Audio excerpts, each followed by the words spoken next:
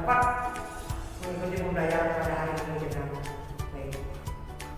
Baik anak-anak itu semuanya, sebelum kita masuk kepada materi pembelajaran, ya terlebih dahulu kamu berdoa menurut keyakinan dan agama kamu masing-masing. Baik anak-anak itu, materi pembelajaran kita pada video baru adalah tentang perlawanan terhadap pemerintahan Jepang sampai akhirnya pemerintahan Jepang di Indonesia. Nah, materi pembelajaran kita pada hari ini adalah peristiwa-peristiwa sekitar proklamasi kemerdekaan Indonesia. Tujuan dari materi pembelajaran adalah siswa mampu menggali informasi tentang peristiwa-peristiwa sekitar proklamasi kemerdekaan Indonesia.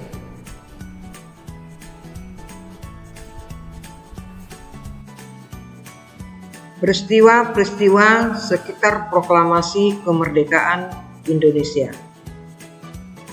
1. Kekalahan Jepang dalam Perang Asia Pasifik. Menjelang akhir tahun 1944, Jepang mulai mengalami kekalahan dari sekutu. Beberapa wilayah jajahannya satu persatu berhasil direbut sekutu.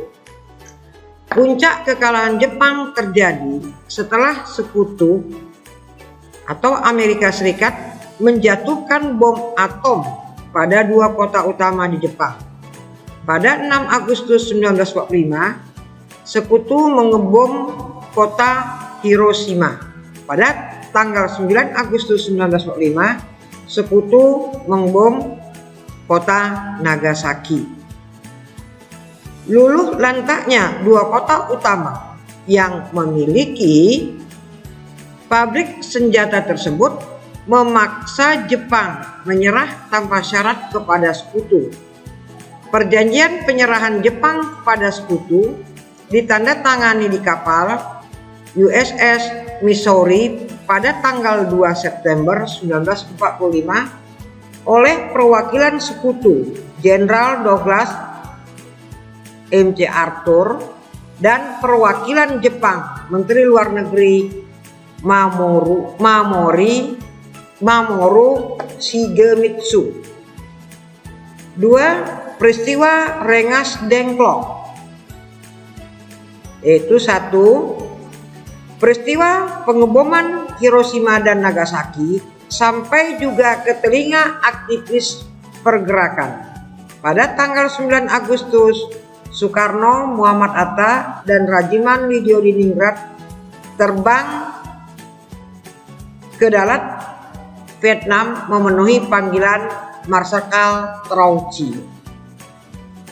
Pada tanggal 10 Agustus, Sultan Syahrir mendengar dari siaran radio BBC tentang kemungkinan Jepang akan menyerah kepada sekutu. Dalam waktu singkat, kabar tersebut menyebar ke kalangan aktivis pergerakan, baik golongan tua maupun golongan muda. Kalangan aktivis pergerakan di tanah air menjadi yakin bahwa panggilan ketiga tokoh ke Dalat berkaitan dengan kemungkinan menyerahnya Jepang. Hal ini meyakini perjuangan kemerdekaan untuk segera mempersiapkan kemerdekaan Indonesia. Jangan sampai Indonesia dikuasai oleh sekutu dan dikembalikan kepada Belanda. 3. Keinginan untuk segera memproklamasikan kemerdekaan Indonesia menimbulkan perbedaan pendapat antara golongan tua dengan golongan muda. Golongan tua diwakili oleh Insinyur Soekarno dan Dr. Andes Muhammad Hatta, sedangkan golongan muda oleh Sultan Syahrir. Keduanya berbeda pendapat mengenai proses pelaksanaan proklamasi kemerdekaan Indonesia kelak.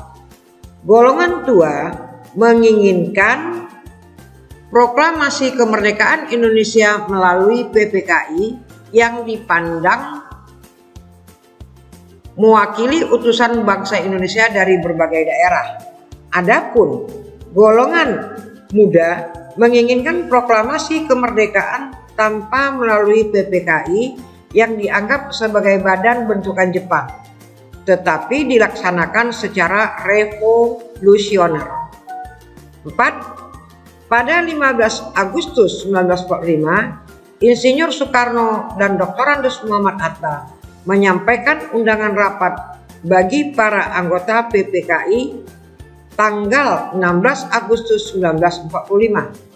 Sementara itu, golongan muda yang mengetahuinya juga bersiap untuk memboikot rapat PPKI. Golongan muda yang dipimpin oleh Khairul Saleh mengadakan rapat di Laboratorium Mikrobiologi Pegangsaan Timur, Jakarta, dan mengambil keputusan.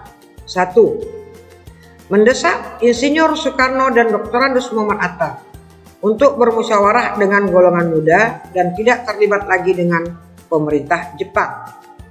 2. Mendesak Insinyur Soekarno dan Dr. Andes Muhammad Hatta agar segera memproklamasikan kemerdekaan paling lambat tanggal 16 Agustus 1945. 3. Pada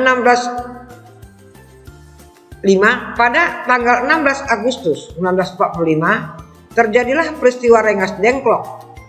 Golongan pemuda membawa Insinyur Soekarno dan Dr. Andes Muhammad Hatta ke Rengas Dengklok, yaitu di Kerawang, Jawa Barat. Tujuannya untuk menghindari keduanya dari pengaruh Jepang dan meyakini kembali agar proklamasi kemerdekaan Indonesia segera dilaksanakan. Akhirnya terjadilah kesepakatan oleh kedua golongan tersebut bahwa proklamasi kemerdekaan Indonesia paling lambat dilakukan pada tanggal 17 Agustus 1945. Maka Ahmad Subarjo menjemput kedua tokoh nasional tersebut kembali ke Jakarta untuk mempersiapkan kemerdekaan Indonesia. Sekian dan terima kasih. Biar anak-anak ibu semuanya, setelah tadi kamu nonton video pembelajaran tentang peristiwa-peristiwa sekitar proklamasi, ibu harapkan kamu dapat memahami dari penjelasan materi tersebut.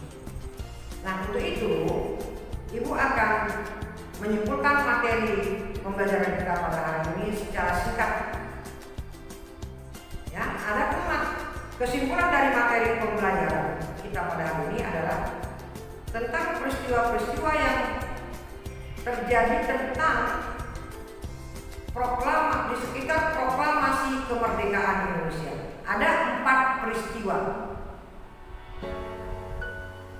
Yang pertama adalah peristiwa yaitu kekalahan Jepang dalam Perang Pasifik.